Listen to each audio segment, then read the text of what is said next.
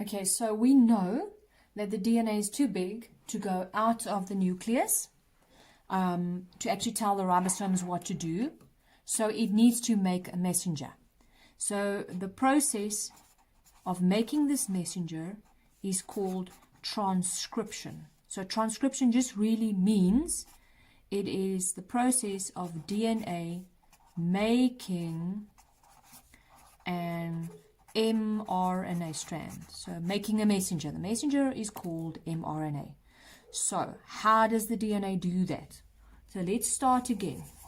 We know that DNA is a double helix. Okay, now this is where the confusion starts, because the process of transcription looks very much like DNA replication, but I'm going to show you just now what the differences are. So the first thing that'll happen again is that we're going to have some unwinding, but the difference between replication and transcription is that we have unwinding of the DNA partially.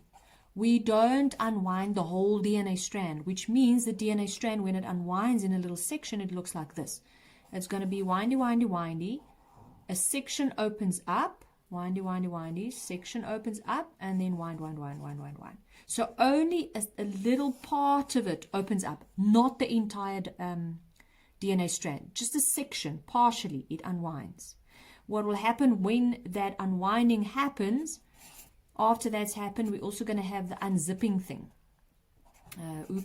Unzipping. Blech, sorry for the ugliness. And again, it's partially. It's not the whole thing. Windy, windy, windy. Open legs, windy, windy, windy, windy. Open up. So it kind of just a section. All right. And that opened up section is then going to look like, exposed G's, C's, T's, A's, whatever, like we had in the previous with the DNA replication. So let me make that picture a little bit bigger.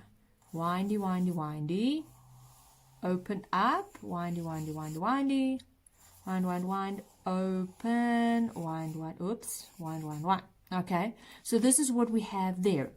So imagine we had a G, T, A, C, G, G, A, T. Let's say we had this on the one side. We know this is a DNA strand, so on the other side, G would have bonded to a C, T to an A to a T, C to a G, C, C, T, A. Cool. So it looks very much like DNA replication, but except the difference is the whole thing didn't unwind or unzip, hey? There it's still a double helix. There it's still a double helix. Just a section unwound. Now, why just a section? The reason for that is whatever the protein is that we want to make, that information is contained in the DNA, somewhere in the DNA. So if we reverse back and we look at this DNA strand over here, perhaps that first section over there contains the information for eye color. And then further on, that section over there contains the information for hair color. So as the DNA strand, as we run along the DNA strand, we find various sections of the DNA strand contains information for various traits. These sections are called genes.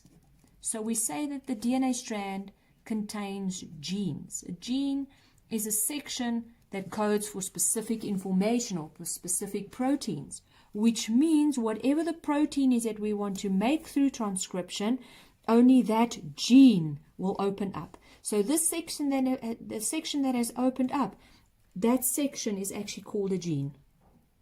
All right, so that's why you don't open up the whole DNA strand. Now, when this happens, all right, again, we now have two exposed bases. We have two exposed DNA strands. And remember, same as with DNA replication, DNA doesn't like to be single, all right? So something weird happens.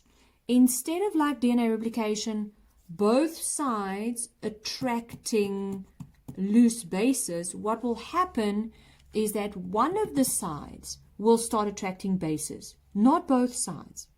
Now, in a paper, it's sometimes the left side, sometimes it's the right side. There isn't a given rule of which side it's going to be.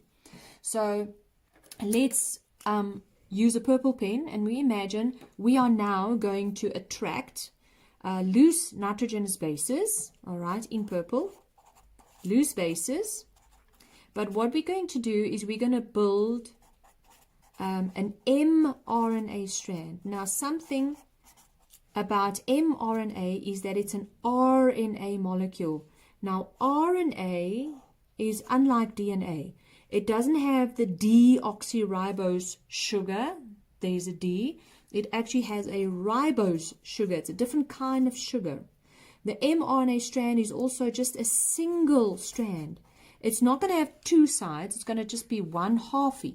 It's also going to be shorter, and then something very significant is that you will have uracil or U's, never T's, which means if I use this strand on the left to build an mRNA strand, the G from the DNA strand is going to attract a loose C. The T is going to attract an A. The A is going to attract a U. Because we are building an mRNA strand, not another DNA strand, you won't have a T there. You'll have a U there.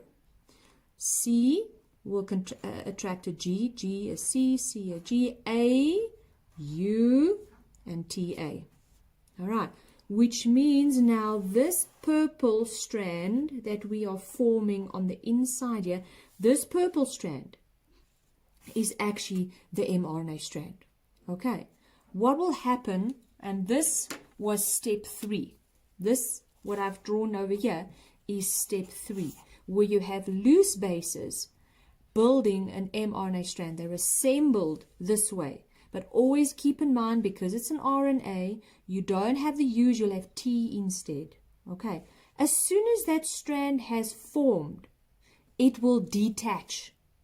In other words, that is what happens at number 4, step 4. The mRNA detaches, which means what will happen is that the DNA strand that looks like this, windy, windy, windy, open up, windy, windy, open up, is still going to look like this for a moment. But that purple strand as a whole, it detaches and it moves out. So you actually find it separate over here. It's a G, A, U, G, C, C, U, A. Okay. So it comes off. It's loose. It comes off. And since it's separate to the DNA strand, what can happen is that this DNA strand at step number 5 will just wind up again. DNA wind up again, which means once the process is done, the DNA strand is actually unchanged. It's just going to wind up again and look the way it looked like when we started. There's no change in the DNA. It just made a little opening, made a purple little strand which came off, and then the DNA just closed again. All right. What will happen, however, with this mRNA strand is that it's going to move. All right.